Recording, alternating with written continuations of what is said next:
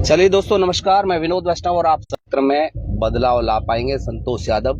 इनका परिचय मैं आपको बता दूं, आम आदमी पार्टी के वरिष्ठ नेता हैं और प्रवासियों के लिए आप ये समझ लीजिए कि उनके लिए रक्षक की भूमिका में हैं। कहीं कोई समस्या पैदा हो जाती है तो सीधे तौर पर सिर्फ और सिर्फ एक ही नाम दिखाई देता है, संतोष यादव। एनआईटी विधानसभा क्षेत्र में प्रवासियों की हर समस्या को उठाने के लिए। संतोष जी, आपका स्वागत और धन्यवाद कि आपने हमें समय दिया।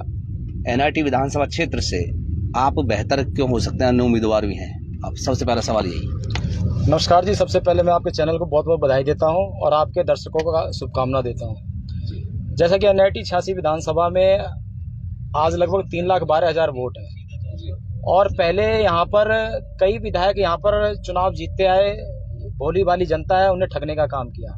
आज क्षेत्र के अंदर गुंडागर्दी का माहौल है, मीठा पानी क्षेत्र के अंदर आता नहीं। बहुत सारी समस्याएं ऐसी हैं जो सरकार द्वारा जनहित योजनाओं में मिलना चाहिए, वो यहाँ के क्षेत्र के विधायक दे नहीं पाए।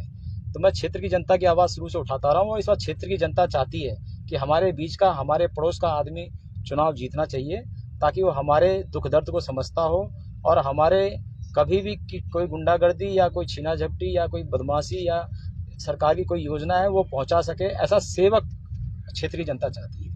सर देखिए, नगदर भड़ाना पहले रहे हैं, नीरज शर्मा रहे हैं, मतलब हमेशा पार्टियों में चुनाव ना होकर के वर्षित चेहरे में चुनाव हमेशा होता है, जो है जैसा कि मैंने देखा है एनआईटी विधानसभा। दूसरा, सत्ता के साथ कभी जनता कभी नहीं रही, सत्ता को कोई विधायक चुनकर नहीं भेजा।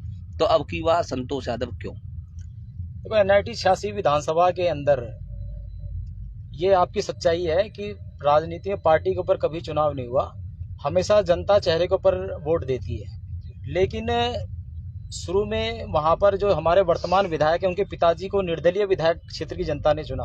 उन्हें उम्मीद थी कि हमारे क्षेत्र में काम होगा, लेकिन समस्या ये रही कि उन्होंने क्षेत्र के लिए कुछ काम नहीं किया। जिस समय वो मंत्री बने, क्षेत्र में उन्होंने अवैध शराब माफिया पनपाए, भू माफिया पनपे, वहाँ पर नौजवानों को रोजगार की जगह अवैध शराब का कारोबार खुलवाया। तो इस तरह के बहुत से गलत काम क्षेत्र के अंदर हुए, गुंडागर्दी हुई, तो क्षेत्र की जनता उनसे उभी और उन्होंने उनको हराने का काम किया। सर, प्रमुख समस्याएं क्या है एनआईटी विधानसभा? एनआईटी 86 की सबसे बड़ी समस्या ये है कि वहाँ पानी माफिया हावी है। सीवरेज की समस्या इतनी ज्यादा बुरी है कि लोगों के घरों के अंदर गंदा सीवरेज का पानी जा रहा है। गंदा जल भराव हमेशा रहता, थोड़ी सी बारिश हो जाए वहां पर जल निकासी का कोई साधन नहीं है। शिक्षा के लिए कोई स्कूल और कॉलेज नहीं है। अगर इलाज कराने की बात करें तो कोई भी अस्पताल वहां पर नहीं खुला जिससे वो इलाज करें सके। और सबसे बड़ी समस्या वहां पर है नशाखोरी। आज पूरे हरियाणा के अंदर सबसे ज्यादा नशाखोरी एनआईटी 86 विधानसभा के अंदर है, जहां जगह जगह पर सट्टे माफिया हैं, अवैध शराब बिकती है वहां पर, और आए दिन हत्याएं और ब्याज जो फाइनेंसर हैं उनकी वजह से आत्महत्या लोग वहां पर कर रहे थे। ये हमारे क्षेत्र की सबसे बड़ी समस्या है। आपका विवादित नाता रहा है, कई बार पुलिस से झगड़ा अक्सर होता रहता है, फिर आप समस्या उठाते रहते हैं, मतलब ये विवादित चीजें क्यों आखिरकार? देखो, वहाँ गरीब मजदूर जनता रहती है, 90% आबादी वहाँ प्रवासियों की है। प्रवासियों के साथ कुछ बदमाश टाइप के लोग अत्याचार करते रहते हैं। गरीब मजदूर लोग हैं, कई बार फैक्ट्रियों में काम करते हुए उनकी मौत भी हो जाती है। तो जिस मामले में जब भी आवाज़ उठाता हूँ तो कहीं ना कहीं शासन प्रशासन जो है सरमाएदारों का साथ देता है। और आज तक हमें ना तो कोई राजनीतिक सत्ता की पावर मिली और ना ही सत्ता में हिस्सेदारी मिली। तो कहीं ना कहीं प्रशासन हमें कमजोर समझता है, इसलिए हमारा कहीं से न कहीं प्रशासन से वाद विवाद होता है। लेकिन गरीब मजदूरों के लिए मैंने पुलिस की लाठियां खाई हैं, गरीब मजदूरों के लिए मैंने लड़ाई लड़ी है, झूठे मुकदमे मेरे पे दर्ज हुए हैं। तो ये सब चीजें मेरे लिए मायने नहीं रखती। गरीब मजदूरों का आशीर्वाद है जो मैं अब तक जीवित हूँ। कई गुंडे बदमाश मेरे दुश्मन बने हुए हैं, मैं उनकी आवाज निरंतर उठाता रहूंगा। अच्छा संतोष जी, एक सवाल और है। सभी व्यक्ति, सभी नेता ये कहते हैं कि भाई मैं बेहतर हूँ, मुझे आप वोट दें, वो भी समस्याएं गिनवा देते हैं, लेकिन संतोष यादव को क्यों चुने एनआईटी विधानसभा क्षेत्र की जनता? एक बात। दूसरा, आम आदमी पार्टी आप पर भरोसा क्यों जताए? दोनों बातों के जवाब। देखो, सबसे बड़ी बात है कि पार्टी के अंदर आज की डेट में, पिछली बार चुनाव हुआ था, आज पार्टी में जितने भी लोग हैं उसमें सबसे ज्यादा वोट मुझे मिली थी और आज मैं नंबर 1 पे पूरे हरियाणा के अंदर हूँ। अब पार्टी के वोट में? हाँ, वोट में। अच्छा। अब पार्टी का आज की डेट में जो भी टास्क मिलता है और जो भी काम होता है, जो जनहित योजनाएं हमारे दिल्ली और पंजाब में हुई, वो सारे हम ईमानदारी से घर घर पहुंचाने का काम कर रहे हैं। रही बात क्षेत्र की जनता की, तो क्षेत्र की जनता में जितने भी विधायक पद के प्रत्याशी हैं उनमें से एक भी आदमी ऐसा नहीं है जो खुला ये बोले कि मैं भू माफियाओं का इलाज कर दूंगा, गुंडे बदमाशों का इलाज कर दूंगा। क्योंकि जब भी गुंडे बदमाशों की बात आती है, गरीब मजदूरों के हाथ पैर तोड़े जाते हैं, उनकी बहन बेटियों को परेशान किया जाता है, तब भी एक ही चेहरा संतोष यादव आपका भाई बेटा आपके बीच में रहता है क्षेत्र के अंदर। सीवर में नाले में गिर के किसी की मौत होती है, फैक्ट्री में किसी मजदूर की मौत होती है, तो उसको मुआवजा दिलाने का काम हमेशा मैंने किया है। तो इसी कारण मेरे पे कई बार झूठे मुकदमे दर्ज हुए, सरकारी काम में बाधा डालने का प्रशासन ने किया।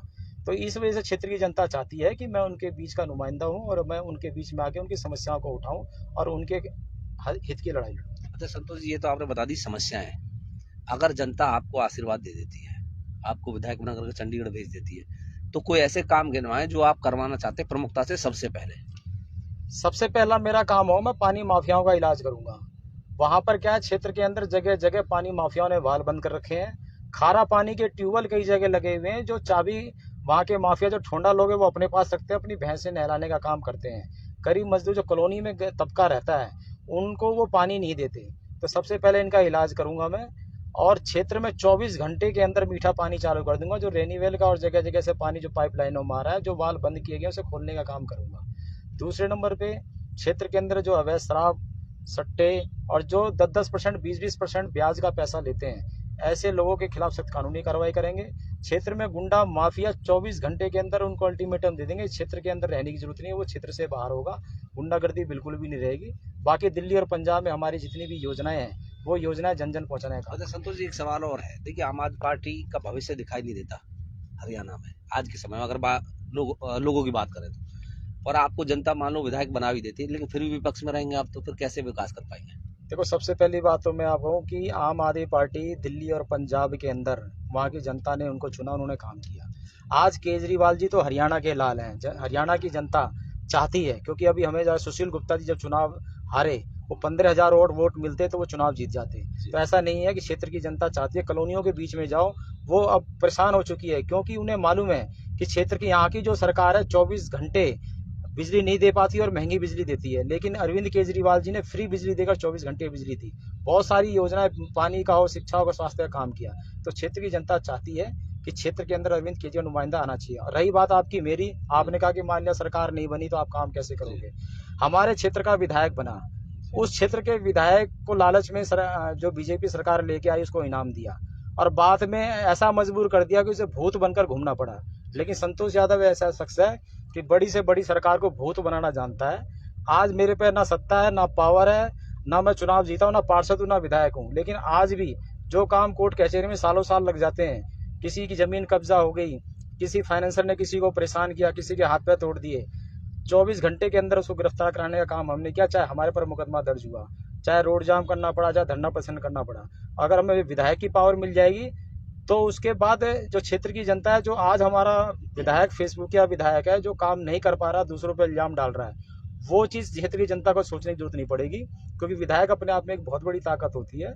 और उस विधानसभा में किसी सरकार की हिम्मत नहीं जो NIT 86 विधानसभा के साथ सौतेला व्यवहार करे। कोई अपील करना चाहेंगे लोगों से? मेरे क्षेत्र की जनता से केवल एक अपील है कि हमारे यहाँ हिंदू, मुस्लिम, सिख, ईसाई हर वर्ग के लोग रहते हैं।